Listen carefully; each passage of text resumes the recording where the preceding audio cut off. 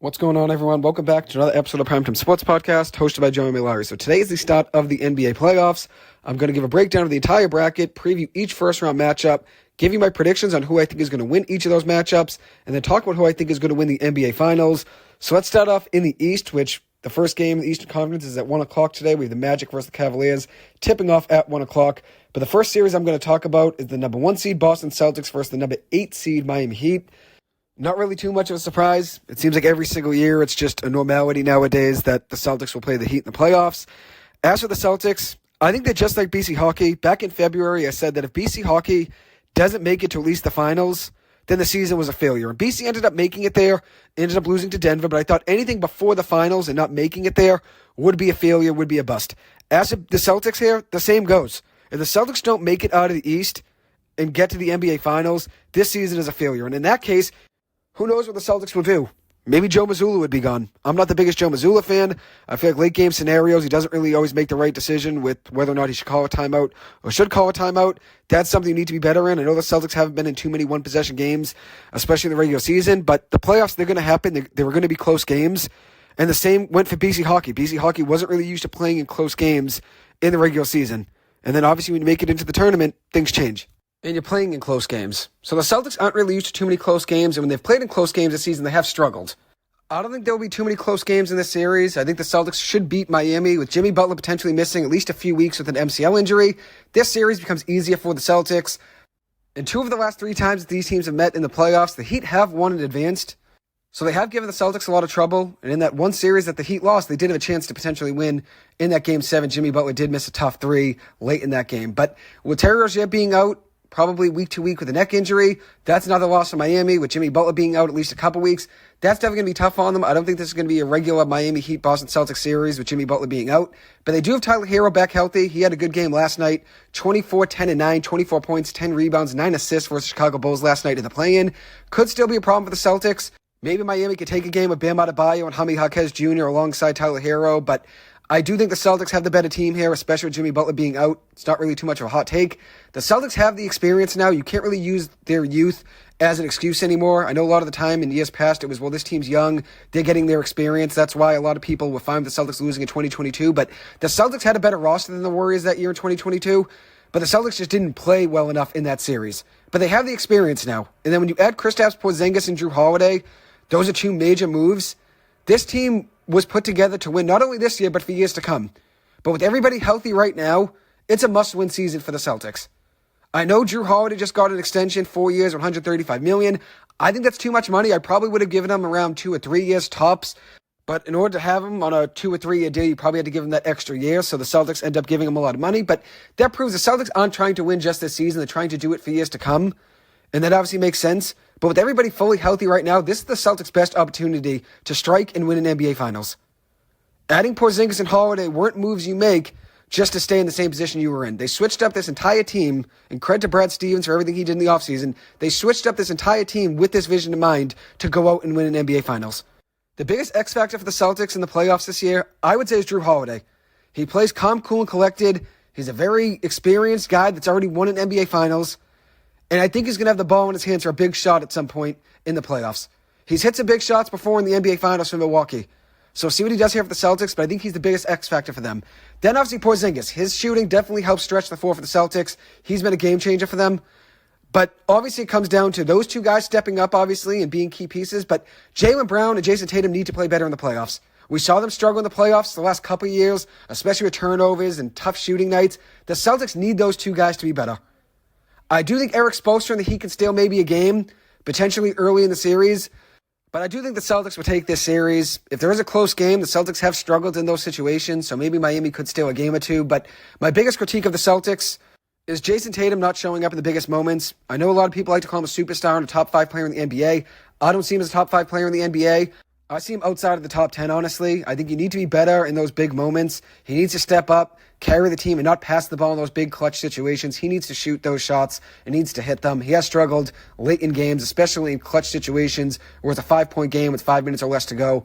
Those are situations he's struggled in, and we'll see what he does in this playoff run here, but they do need him to be better in the playoffs. They need him to step up in these bigger games and be a better player in those moments.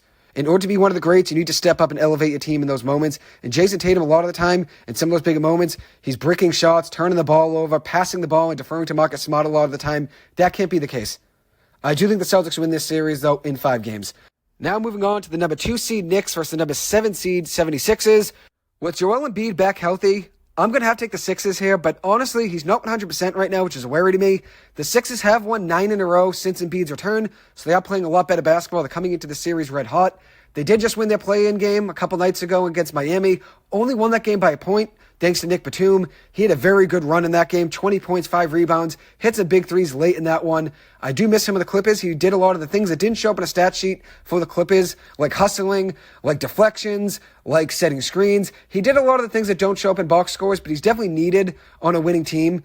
You need a glue guy that's not afraid to do anything that the team needs, whether it's setting screens, fighting for offensive boards, playing physical. He does a lot of those things you need, Nick Batum, and I think he's obviously an underrated player, so it's good to see him doing big things there for Philly. I think Tyrese Maxey is probably the X factor in the series for Philly. I think he can go toe-to-toe scoring the ball with Brunson, and I do think Buddy Hield is in line to hit some big shots in this series. I think he was a very underrated pickup for Philadelphia. I expect him to have a good series shooting the ball. As for the Knicks, not having Julius Randle is a major loss for them, especially on both ends. But one guy that has stepped up for them is Jalen Brunson. He's been very impressive this season. I know I was critical of him before, but I can't discredit the season he's had.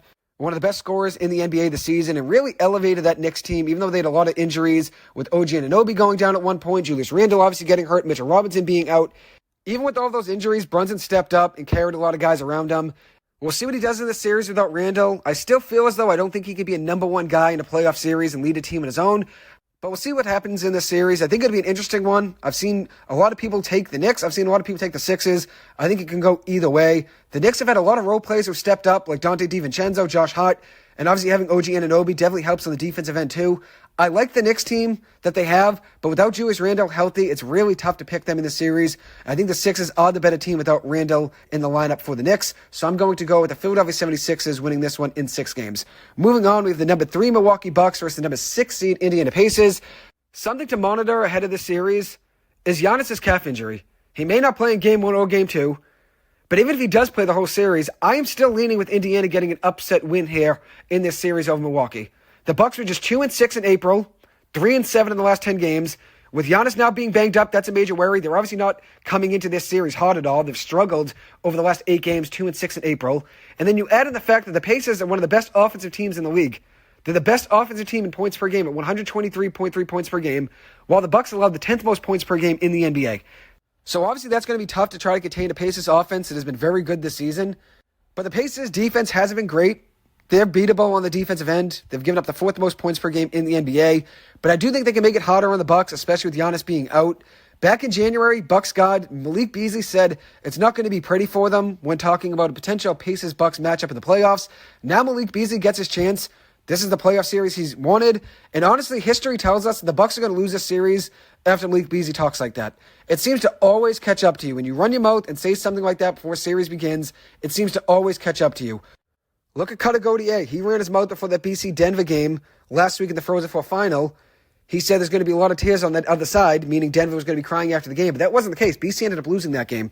So I think going into that and saying stuff like that didn't help the Eagles at all. You got to go out there and let your play on the ice do the talking. And the same goes here for Malik Beasley. He's got to let his play on the court do the talking. You don't want to give the other team any potential bulletin board material to get them excited and give them something to rally around and motivate them. You don't want to do that at the end of the day.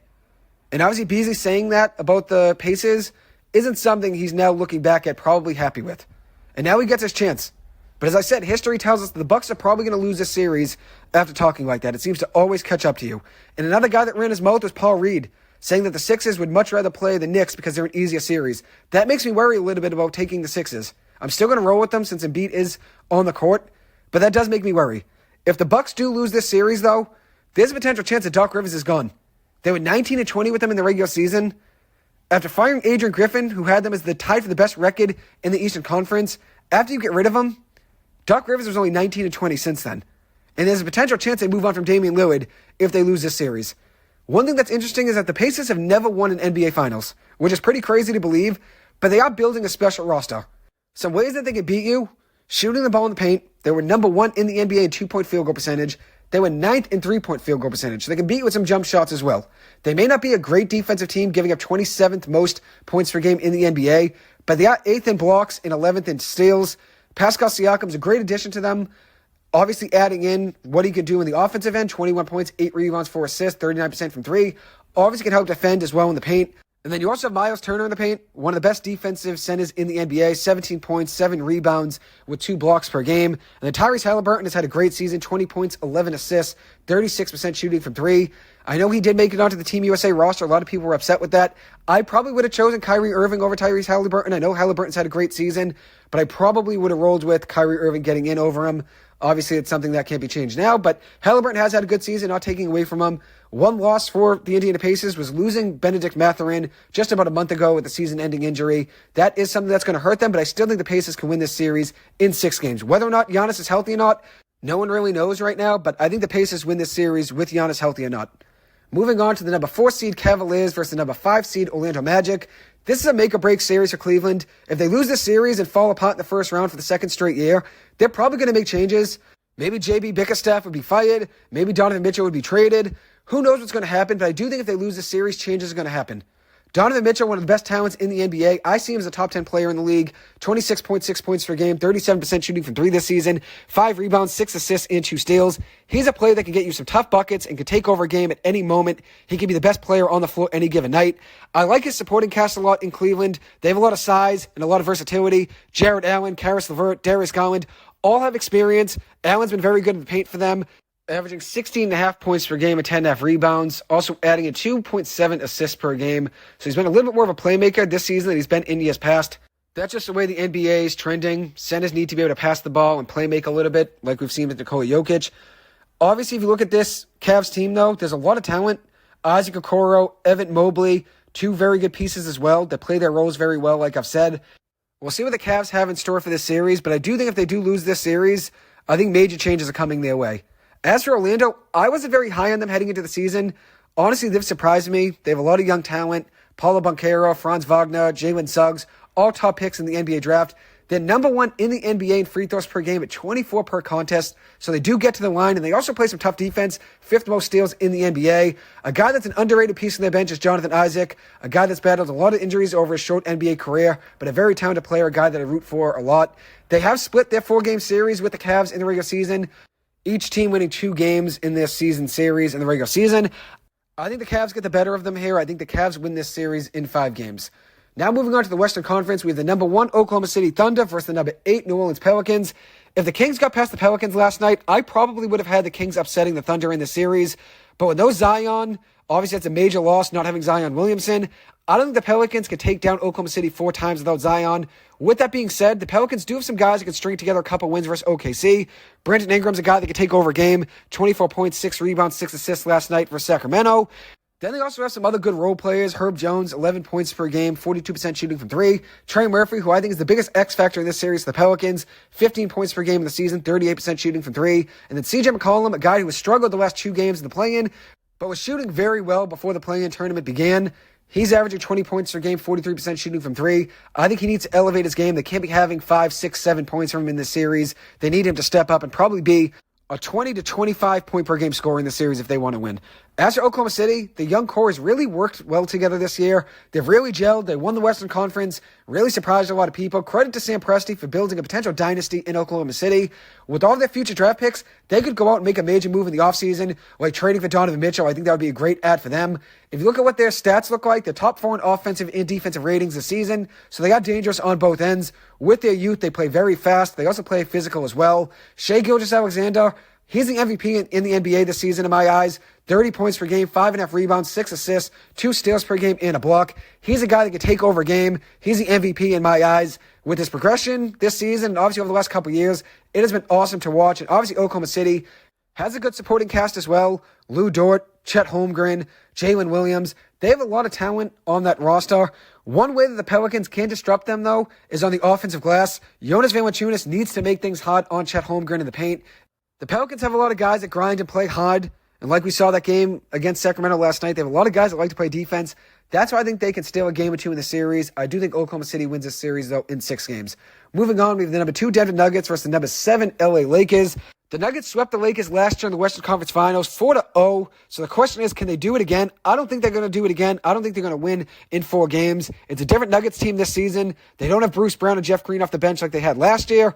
They're asking a lot of their starting lineup. And if they had an injury, let's say, to one of their starters, it would be hard to find bench guys to step up and replace them. Last year, that wasn't the case. There were a lot of guys on the bench that could step up and make plays. I do think Reggie Jackson, though, was a good add for them last season. He's been very good for them the last couple years off the bench.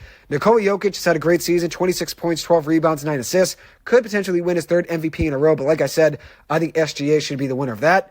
MPJ has had a tough week with a lot going on in his family and the news. Hope he's doing okay.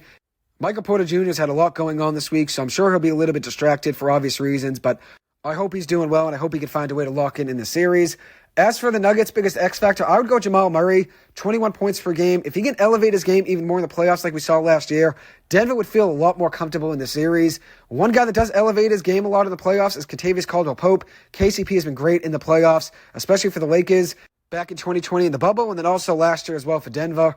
So we'll see what he does in the series. But with that being said, the Lakers know their time with LeBron is limited. Who knows how many more games LeBron James is going to be in a Lakers uniform? Who knows if this is their last run with him? Nobody really knows at the end of the day. So I think they're going to be aggressive in this series.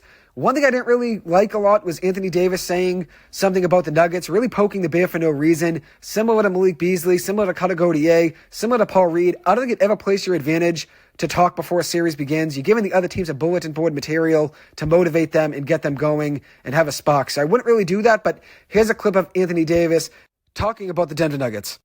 KCP is my guy, so you kind of congratulate him, like, you got this one. But it was just a lot of, like, the talking and all the Lakers. It was just so much of that going on. Like, all right, we get it, y'all won. But, I think, me and Brian had some conversations like, we can't wait. So he was saying there at the end that he can't wait to play the Denver Nuggets. That's what him and LeBron James were saying about Denver. They were psyched to play Denver, which I don't think you have to poke the bear. I don't think you want to give the Denver Nuggets something to really rally around. They're already a good team. You don't want to really get them going and poke the bear just to do it. As for Anthony Davis, though, he's been very reliable this season for the Lakers health-wise. He's been on the court for them, not hurt at all. I know that's been something that's been a problem in the past, but this season, he's found a way to stay healthy for the most part. 25 points per game, 12.5 rebounds, and 2.3 blocks per game. He can still take over a game any given night. As for LeBron James, he's had a very good season, 25 points, 7 rebounds, 8 assists. Crazy to see what he's doing at 39 years old. The Lakers can beat you by getting to the free throw line. They're number 2 in the NBA in free throw attempts. They've also shot the ball very well. 8th in the NBA in three-point percentage, number 2 in field goal percentage. As for my biggest X factor here for the Lakers, I would go to D'Angelo Russell. I think D'Angelo Russell needs to step up in the series. Obviously had a good season, 18 points per game, 42% shooting from 3. He's shown an ability to score whenever the Lakers need it, whenever the Lakers go on a cold spell on offense and they have a dull sequence. He has been able to hit a big shot for them every now and then. They're going to need him to step up in this series. The Lakers really hit their stride at the end of the season, just like last year. This season, they finished 14-6 in their last 20 games, so they found a way to get going with a lot of momentum heading into the playoffs. But they were 0-3 versus Denver in the regular season. My pick in this series is Denver winning this in 6 games, but I do think this Denver team is beatable. Because of their depth not being what it was last year, I do think this team is beatable. That's why I'm not as afraid of them as most people are. I think there are other teams in the West that I would fear more than the Denver Nuggets. I still think they're a good team. Not saying I want to play them in the playoffs, but I think I would rather play Denver right now than play Minnesota. That's just my take. But we'll see how things work out in the playoffs. Now moving on to the number 3 seed Minnesota Timberwolves versus the number 6 seed Phoenix Suns. The Suns dominated Minnesota in the regular season, sweeping the season series 3-0 with an average margin of victory of 15 points. So they really found a way to dominate against Minnesota this season. The Suns' issue this season is probably their bench, I would say. It doesn't really contribute much offensively. I don't really trust their defense as well. There are games when they start out ice cold in offense, like we saw against the Clippers a couple weeks ago. They really can't rely on an iffy defense. They do obviously have offensive firepower. Kevin Durant, Devin Booker, 2 of the best scorers in the NBA, both averaging 27.1 points per game heading into the playoffs. Durant is still one of the best players in the league. As for Devin Booker, obviously a very good scorer, 27 points per game. I'm not the biggest fan of Devin Booker, though. Just the way he carries himself, I'm not really too big a fan of his attitude. I do think he acts a little bit arrogant at times. Obviously, he gets chippy with Paul George a lot of the time, which I'm not really too big of a fan of. I do think Jusuf Nurkic, though, is a very underrated player for them, a very good addition for them in the offseason. Been a big difference maker for them in the paint on offense and defense. Bradley Beal being the third option is very interesting to watch. That's something he's not really used to, and I wasn't really too sure it was going to work. We'll see how things work out here in the playoffs. As for the Suns, even though they aren't great overall defensively, some of the stats show that they're better defensively than you'd actually think. They hold opponents to 39.9% shooting from the floor in clutch time, which is fourth best in the NBA. So they're a little bit better on defense statistically than what I've seen from them in games. They barely beat a Clippers team last week at the end of the regular season without the big four playing: Paul George, Kawhi Leonard, Russell Westbrook, and James Harden. None of those guys were playing. And then Zubats wasn't playing, and Norman Powell wasn't playing. Bones Highland did have 37 points in that game, but the Suns could barely beat that Clippers team when most guys were out. Minnesota does rebound the ball very well in close games. Something that I think will be a major advantage for them in the series is rebounding the ball in those close games. In clutch time, opponents grab just 27% of rebounds from Minnesota, which is very good. If you look on the other side, Phoenix is giving up 43.3% of rebounds in clutch time, which is second worst in the NBA. They do go small ball a lot late in games, throw Kevin Durant at the 5. We'll see how things work out for them in the playoffs here in this series. Minnesota is the number one team in defensive rating in the NBA at 108.4. They hold opponents to just 106.5 points per game, which is the best in the league. That's why I'm really favoring them in this series. An interesting stat I saw is that Minnesota is the fifth worst in the NBA in three-point percentage allowed in clutch time, giving up 38% shooting from three. So they need to be better, obviously, covering the three late in games. As for Phoenix, that's something that they've done very well, holding opponents to just 24% shooting from three in clutch time, which is fourth best in the NBA. The Timberwolves are getting a major piece back to their lineup. Getting Karl-Anthony Towns back at the end of the season was huge for them. Adds a lot of size to their lineup. And then obviously Rudy Gobert is great defensively, one of the best defensive players in the NBA. Anthony Edwards, as I've said before, I think is going to be an all-time great. I get Michael Jordan vibes from him. They need him to make a run here in the playoffs, probably, for the Timberwolves to gain more respect. He's averaging 25.9 points per game in the regular season, 5 rebounds, 5 assists, 1.3 steals, and 36% shooting from three. They need Edwards to be attacking the basket, getting to the free throw line, and getting Phoenix in foul trouble. I think he's capable of that, and you obviously see he's a leader as well. Here's a clip of him hyping up his teammate Jaden McDaniels. So, they got KD, but we got Jaden McDaniels. So there's a clip there of Anthony Edwards saying, the Suns have KD, but we have Jaden McDaniels. And Jaden McDaniels is a guy that can shoot the three, and he can play very good defense. He's a very good defensive player. So I don't think Anthony Edwards is just saying that to say it. Obviously, at the end of the day, yes, Kevin Durant is an all-time great. Jaden McDaniels isn't an all-time great. But Jaden McDaniels is a guy that can play good defense. He can make it hard on you. So I do think he's going to step up in this series. I'm going to roll with Minnesota winning the series in 6 games. I know they're an underdog in this series, but they spent most of the season in first place in the Western Conference, and now having Karl-Anthony Towns back healthy is huge. And even though I think Kevin Durant is a guy to be afraid of, I think that Timberwolves team is good enough to beat them in 6 games. Now moving on to the LA Clippers versus the Dallas Mavericks, the number 4 seed Clippers versus the number 5 Mavericks. Dallas is not going to be an easy matchup for the Clippers at all. Dallas is coming into this series red hot, 16-4 in their last 20 games, tied for the best record in the NBA with the Celtics over the last 20 games played. Dallas has excelled late in games this season. They're the third best in effective field goal percentage in the NBA in clutch time, shooting 57% from the floor in effective field goal percentage. And then they're also very good lowering turnovers late in games, just 7.2% as a turnover percentage late in games in clutch time, which is the best in the NBA. So they shoot the ball very well in clutch time and also don't turn the ball over, which is obviously a big reason they turn things around as of late. Lucas had a great season alongside Kyrie Irving. I didn't really expect them to really work out together as a duo, but they've really surprised me a lot. Kyrie does worry me a ton in this series. And the same goes for Luka. He always balls out against the Clippers. I know he's 12-19 in his career versus the Clippers, but he averages 33 points, 8 rebounds, 7 assists in his career in the regular season versus the Clippers. They have beaten him twice in the playoffs before, so we'll see how it works out in this series. But the Clippers need to play better defense, obviously, against Luka. You can't let him just take over a game. And the same goes to Kyrie Irving. But a major question mark that lies right here for the Clippers is whether or not Kawhi Leonard's going to be healthy. I think the Clippers are just really mixing up their reports right now and making a lot of drama around Kawhi just because they want Dallas to have to game plan for Kawhi playing and for Kawhi not playing. That makes them have to guess and makes them have to think. It's like playing a mind game here. You can really just manipulate them by making them have to game plan for Kawhi playing and Kawhi not playing. With that being said, it is a worry, though, that Kawhi Leonard didn't play the last 2 or 3 weeks of the regular season. He's coming into this series probably a little bit rusty, even if he is healthy. So that is a worry to me. The Clippers have found ways to come back from big deficits late in games. Obviously, with this first game being a day game, 12:30 in LA, 3:30 on the East Coast tomorrow on Sunday, that is a worry. The Clippers have really struggled in their matinee games. I believe it was 11 or 12 matinee games. The Clippers were down by double digits in all of them at one point this season. So that is definitely a worry. I wouldn't be surprised if the Clippers are down early in that game tomorrow to Dallas. The Clippers are trailing by 26 points a few weeks ago in the second half when Paul George led a major comeback versus the Cavs alongside big shots from Amir Coffey and Russell Westbrook. The Clippers ended up winning that game by 2 points, but they were down by 26 points at one point in that one. Paul George had 22 points in the fourth quarter, hit the game-winning jump shot, and also had the game-winning block on the defensive end. So the Clippers obviously have found ways to come back when they're down a lot, but you don't want that to be the case here in the playoffs. You don't want to be down by 15 points in the first quarter. One thing that the Clippers do is they play very good defense late in games when they have to in clutch situations. Clippers opponents in clutch time have a 14.9% turnover percentage, which is second best in the NBA. So the Clippers lock up late in games and really force their opponent to make mistakes and turn the ball over. The issue for the Clippers, though, is that they give up a 40% rebound percentage in clutch time, fifth worst in the NBA. And as I said, if Kawhi Leonard misses a game or two, who has to step up? Who is going to step up for this Clippers team? It has to be Russell Westbrook in my eyes. He needs to make things hard on Luka Doncic if he's covering him. If he's covering Kyrie, make things hard on Kyrie. We've seen Russell Westbrook make things hard on Kevin Durant and Devin Booker in the playoffs last year. The Clippers are expecting him to be an X factor on defense here in the series. I think he's the biggest X factor for the Clippers here. Obviously, if you see him just coming back from his injuries, added a lot of energy, intensity, and speed to the Clippers lineup, adds a lot of pace on the offensive end. Since coming back from his injury in his last 10 games played, he's averaging 11 points, 5 rebounds, 5 assists, along with a steal in 22 minutes played. And he's going to get more minutes if Kawhi Leonard is out.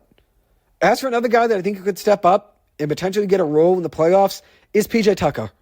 I think he has a role in the series. He started to play a lot better and played a lot more comfortable in the last 10 games or so of the regular season. We've seen him make things very hard on Nikola Jokic, just plays very physical on Jokic, follows him up and down the court. He was a big reason the Clippers upset the Nuggets a couple weeks ago, just stepping in on the defensive end and completely shutting down Jokic when he had to. Jokic did still end up with around 35 points, and Tucker wasn't on him the whole game, but he slowed down Jokic enough for the Clippers to win that game. And Kendrick Perkins did say at the end of that match, he tweeted out that he saw PJ Tucker play the best defense anyone's played against Jokic all season long. And I would agree. He makes it very hard on Jokic, plays very physical, and obviously backs him down. As for this series, I think he could have a role, potentially making things hard on the Mavericks in the paint. Obviously, they have some size. Derek Lively is big. Daniel Gafford's big. Gafford's been great for them since they traded for him. I think he could have a role potentially in a certain situation if the Clippers want to play a little bit more physical and go with a small ball lineup. PJ Tucker could be that guy for them. I've been really confident in PJ. Obviously, a lot of Clippers fans have been critical of him, but I've been higher on PJ than most. I think he's a good player. I think he can still help you out on the defensive end. I know he doesn't shoot the ball very often, but I'd like to see him maybe shoot an open three just to keep the defense honest. If he hits it, maybe that causes the defense to have to go out and cover him at the three, and maybe it opens up the paint a little bit more for the Clippers. As for a guy that needs to step up the most, obviously the X factor, as I said, is Russell Westbrook, but the guy that needs to step up the most here for the Clippers is James Harden. Whether or not Kawhi Leonard plays, no one really knows right now, but you cannot have 10 or 12 points from James Harden in this series. The Clippers need 18 to 20 points from Harden in each and every game in this series. If you look at what he was doing before the All-Star break, he was averaging 18 points per game, 42% from three. After the All-Star break, under 15 points per game at 30% from three. He really struggled post-All-Star break. The Clippers need him to be better on the offensive end. If he can turn into the James Harden that was making things very hard in the Eastern Conference semifinals last year versus Boston, that would be huge for this Clippers team. James Harden single-handedly won Game 1 against the Celtics last year on his own when the Sixers beat the Celtics in Game 1. And the Clippers made this trade for James Harden for this reason, knowing there's a chance that James Harden would have to step up if Paul George or Kawhi Leonard got hurt. And here we are. Who knows what Kawhi Leonard's going to do? Who knows what Kawhi Leonard's going to play? This is why I wanted James Harden in a Clippers uniform. We don't know what's going to happen in this playoff series, but I do think James Harden, having him on this team, gives the Clippers a better chance now than they would have had if Kawhi Leonard was out and the Clippers kept their team from the beginning of the season before the James Harden trade went down. The Clippers really did figure things out at one point. They were the best team in the NBA in December and January, and then things completely fell off in February. You had the All-Star break, you had Russell Westbrook go down with an injury, you had Kawhi Leonard get banged up at one point, Paul George was battling a groin injury. The Clippers had a lot of things go wrong for them after January ended, and obviously James Harden struggled in the second half. But I do think this Clippers team can turn back time and get back to that formula that worked. But this won't be an easy series by any means. I'm going to go with the Clippers winning here in 7 games, But I know this series could go either way. I know Dallas is going to give the Clippers a major run for their money, but I'm going to roll with the Clippers winning in 7 games. I do have confidence in them. I do love Paul George. I think he's going to step up here in this playoff run, and I expect James Harden to do the same as well. And one last guy I want to mention is Norman Powell. He's a guy that has really stepped up in some big moments for the Clippers, and they're going to need some big-time shots from him late in games. They're going to need some big-time defense as well. And that's when the question comes in, who's going to step up on the defensive end? Russell Westbrook, we've seen play aggressive, obviously, in the playoffs last year against Kevin Durant, and the same goes against Devin Booker. They're probably going to need that same Russell Westbrook to try to slow down Luka Doncic in this series. It won't be an easy task. It won't be an easy task. I'm not fully confident here in the Clippers winning this series. 2 months ago, or I guess 3 months ago now, at the end of January, I really did think the Clippers are going to win the NBA Finals. Now, if we win a series, I would be happy considering this is a tough run for the Clippers to win. Obviously going up against Dallas and then maybe playing Oklahoma City. It won't be an easy run at all for the Clippers, but I do think they have what it takes to surprise some people. But with Kawhi Leonard being hurt, that is a major hit to their chances of winning the NBA Finals. But I do have confidence in those guys. And I think Ty Lue is a great coach, X's and O's wise. I think he can put a formula together to make things tough on Dallas. So now I'm going to move on and give my predictions for the conference semifinals. So I'd have the LA Clippers being the 4th seed matching up against the number 1 Oklahoma City Thunder. I'm going to roll with the Clippers winning this series in 7 games. I know this is a biased pick, and I know Oklahoma City has given the Clippers a lot of trouble with their youth and obviously their speed in the regular season, but the Thunder don't have any playoff experience, and the Clippers obviously do, which I think plays to the Clippers' advantage here. They would need a lot out of James Harden. They would really need him to step up, but I do think the Clippers could beat Oklahoma City in 7 games. Will it be easy? No. Do I see Oklahoma City making things very hard on the Clippers? Yes. Would I be surprised if the Clippers lost to Dallas? No. Would I be surprised if the Clippers lost to Oklahoma City? No. They're both very good teams. It's not going to be an easy run for the Clippers at all, but I'm going to roll with the Clippers winning here in 7 games. Moving on to the number 3 Minnesota Timberwolves versus the number 2 Denver Nuggets. The Minnesota Timberwolves, I think, can win this series in 6 games. As I said, I think Denver is beatable this season. I think Anthony Edwards' firepower on offense and the size of Minnesota will give Denver a major run for their money. They did split their season series 2-2. I'm going to roll with the Denver Nuggets, losing here in 6 games to the Minnesota Timberwolves. Then moving over to the East, we have the number 1 Celtics versus the number 4 Cavaliers. I think the Cavs are going to give the Celtics a very tough time. I think they're the toughest test for the Celtics in the East. I think the Celtics win this series in 7. But the Cavs were 1-2 against the Celtics in the regular season. And every single one of those games was single-digit contests. And that's not something that's common for the Celtics. They're not really in too many close games. And as I said, they have struggled in close games this season. And the Cavs were 1-2 against them in the regular season. And the one win they had a major fourth quarter comeback by 20 or more points, with Donovan Mitchell not even in the lineup. And if I remember right, Darius Garland only having 1 point in the fourth quarter. That was the Dean Wade legacy game. So we'll see what happens in the series. I do think the Cavs have what it takes, though, to make it very hard on the Celtics. I would not be surprised to see the Cavaliers win this series in 7 games. I want to go with the Cavs winning in 7, but I'm going to pick the Celtics winning here in 7 just because I feel like this Celtics team, they're fully healthy and everybody's on the floor. It's going to be really hard to beat them 4 times in a series, especially considering Cleveland has struggled early in the playoffs. We saw them lose last year in the first round to the New York Knicks. We'll see what happens this year against Orlando. If they make it out of that Orlando series, I do think they have what it takes to make it very hard on the Celtics here in the series. I'm going to roll with the Celtics winning here in 7, but I would not be surprised to see Cleveland win this series. I wouldn't be. Last year, I thought Miami was going to give the Celtics a very hard test, and I think I leaned Miami winning in 7. I ended up being right about that, and just something's telling me here, my gut's telling me that the Cleveland Cavaliers are going to give the Celtics a run for their money in this series. With that being said, I think it goes 7 games regardless, but as I said, I'm going to roll with the Celtics winning here in 7. Then in the last series in the East, we have the number 6 Pacers versus the number 7 76ers. My prediction here is that the 76ers win here in 6 games. Embiid needs to be better conditioned and has to stay on the floor. If he does stay healthy and he's on the floor, I think Philadelphia wins this series in 6 games. But if he's not 100%, Indiana can get past them in 6 games. We'll see what happens, but I'm going to roll with the Philadelphia 76ers winning that one in 6. So now for the conference finals matchups, we have the 76ers going up against the Boston Celtics. I think the Celtics win that series in 6 games. The Celtics always seem to be failing the playoffs. We saw them do it last year in 7 games. If the Celtics can fully stay healthy, they have no excuse to not get out of the East. The Celtics have to get out of the East this season. If they don't get out of the East, this season's a failure. And as I said, maybe they look at Joe Mazzulla, and it's a question mark of whether or not he'd come back next season if they lose a lot of those close one-possession games late in the game. When he decides to not call a timeout, that has affected the Celtics in the past. We'll see what happens in the playoffs this year, but I do think the Celtics win this one in 6. Then moving over to the West, we have the number 4 Clippers versus the number 3 Minnesota Timberwolves. I want to go with the Clippers, and I'm rooting for them, of course, but I still think it's going to be very hard for them to win without Kawhi Leonard. I think it'll be hard to beat the Clippers in 4 games regardless, so it's going to be hard for anybody to beat them 4 out of 7 times. But with Kawhi Leonard being unknown, and the fact that the Clippers have struggled against the top 3 teams in the West this season, I think it's very hard to pick them to win this series against Minnesota.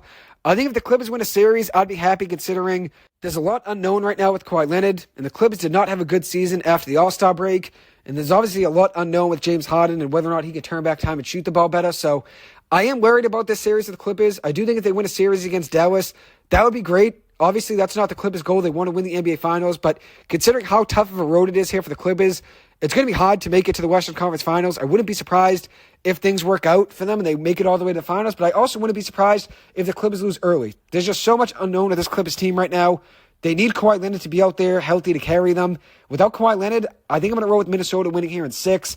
The T-Wolves beat the Clippers 3 or 4 times in the regular season, with 2 of those games being blowouts. The Clippers really struggle to contain their size, and that's a worry for me here, so I'm going to roll with Minnesota winning in 6. And then, as I said, I got Boston winning the East. So in the NBA Finals, we'd have the Minnesota Timberwolves versus the Boston Celtics.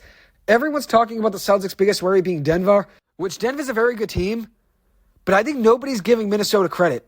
This team is a tough team to play on the road. They're 30-11 at home, and they're also a very good defensive team. Minnesota already beat the Celtics in overtime this season in November by 5 points in Minnesota. And then the Timberwolves lost on the road in Boston by 7 in overtime in January. But 2 very close games. I think this would be a great series to watch. For some reason, I have a feeling that Minnesota makes it to the finals. And I think if they do make it all the way that far, I do think they win it all. A lot of people are expecting them to lose to Phoenix, which who knows? Maybe they will. Maybe I'm going to be completely wrong here in my predictions. But I do think Minnesota has what it takes to win it all. And I think Anthony Edwards is going to have a Jimmy Butler playoff run here where he completely takes over and is completely unstoppable on both ends. Just an unstoppable force when it matters most is Jimmy Butler, and I think Anthony Edwards is going to find a way to channel that this year in the Western Conference. He's my pick for the Finals MVP. I think Minnesota could be this year's Denver, a team that makes it all the way to the NBA Finals for the first time in their franchise history, and then they end up winning it. Denver did that last year, obviously, and now Minnesota, just like the Clippers, have never been to the NBA Finals. So if those 2 teams do match up in the Western Conference Finals, there's going to be one team that makes it to the NBA Finals for the first time in franchise history. I think Minnesota could be this year's Denver, a team that makes it all the way to win their first ring and their first finals appearance. I'm going to roll with Minnesota winning this series in 6 games. I could be completely wrong. They could lose to Phoenix, like I've said, but this is just the feeling I have as of right now. As I said, I could be completely wrong and things go completely awry. Nobody really knows at the end of the day. That's why these playoffs are played, because no one knows who's going to win. That's why you play these series. So we'll see what happens, but for some reason, I'm going to roll with Minnesota winning here in 6 games over the Celtics. And now it leaves the question of who has the most playoff pressure. My number 1 team, the Boston Celtics. It's now or never for them. Every year is their year. You can't use youth as an excuse anymore. You added in so much talent in the offseason, getting Porzingis, getting Drew Holiday. They're experienced now. Their time is right now to win. I'd say the number 1 team with the most playoff pressure is the Celtics. Number 2, I'd say Kevin Durant and Devin Booker. They couldn't get it done last year. KD always seems to be looking at his next destination. If they exit early this year, you never know what can happen. And his 2 NBA Finals rings, both of them came on a stacked Golden State Warriors team with Steph Curry. So I think there's a lot of pressure on Kevin Durant this year in the playoffs. Another person that has a lot of pressure on them is Kawhi Leonard. Kawhi Leonard and the Clippers have the 3rd most pressure on them in the playoffs this year.